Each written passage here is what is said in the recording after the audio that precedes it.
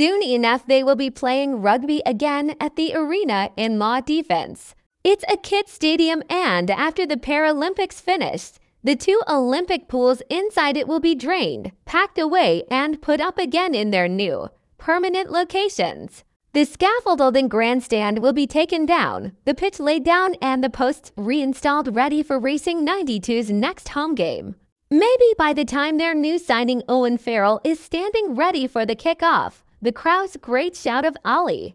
every time Leon Marchand breasted the water this past week will have finally finished echoing around the rafters. At the start of the games, the 22-year-old was a richly gifted kid, burdened with an almost unfathomable weight of expectation. France does not have a bona fide star to light up the athletics at the Stade de France, which means Marchand, who won his first world championship title in 2022, came as the biggest hope the host nation had in the 2 main Olympic sports. Marchand's parents, both Olympic swimmers, encouraged him to move to the S to get away from all the attention, which only meant the college swimming circuit all of a sudden had a French press pack for the season. This kind of pressure has broken athletes before. China's world champion hurdler Liu Xiang, the face of the Beijing Games, flopped out at the heats. Britain's world champion triple jumper Phillips Ito went missing during the run-up to London 2012, then got knocked out in the rounds. But Marchand, who, for all his success, had never won an Olympic medal before, much less performed in front of a crowd quite like this one, rose to meet the moment in a way very few athletes have. In 8 days, he won 4 gold medals, set 4 Olympic records, and helped the French team to win bronze in the 4x100 meters medley, just for good measure. If he could have done all 4 legs himself, they would probably have won that one, too. A swimmer has not owned an Olympics quite like this since Michael Phelps won 8 gold medals in Beijing.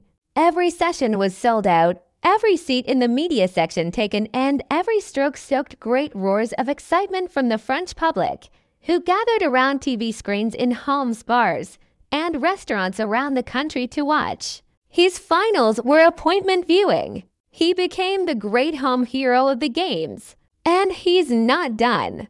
"This is just the beginning," Marchand said this weekend. "My next goal is Los Angeles 2028. The sport needed it. The Olympics started under a cloud.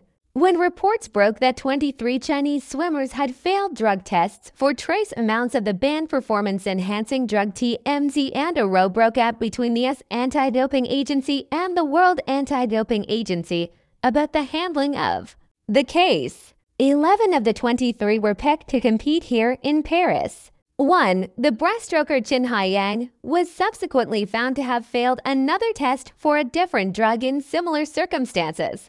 Qin said he was the victim of a European and American plot and promised to win medals to silence the skeptics. He did not until the last night, when he was part of the men's 4x100 meters medley relay team that beat the USA for the first time in Olympic history. The 11 won 4 individual medals and 5 more in the relays, including that famous gold. Athletes who live by the idea that they are strictly liable for everything in their bodies, however it got there, were resentful. The atmosphere around the pool was tense and uneasy. The Chinese felt discriminated against, and the clean swimmers on their team, including their new world record holder Pan Zhanil, complained about the way they were being treated.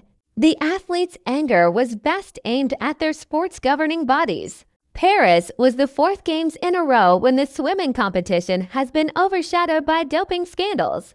"It just seems like there is cycle after cycle of concerns and questions," said the U.S. breaststroker Nick Fink. World Aquatics has work to do to win back the confidence of the athletes, which is a pity because in the water the sport has seldom been better.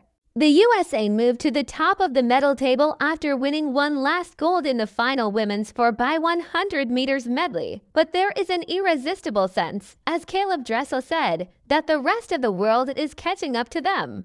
The slow pool, which was shallower than usual, actually made the races unpredictable and exciting. The games included what were probably the last great races of a series of champion swimmers, such as Dressel, Adam Peaty, Florent Monado, and Emma McKeon, as well as more famous wins for others, such as Katie Ledecky and Sarah Shastrom.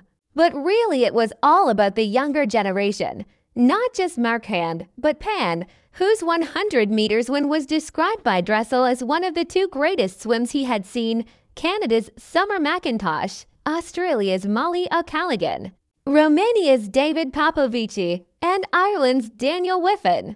You can only hope that in the years ahead they will not be let down by the men. And they are largely men who run their sport in the same way the older generation was in the years just gone.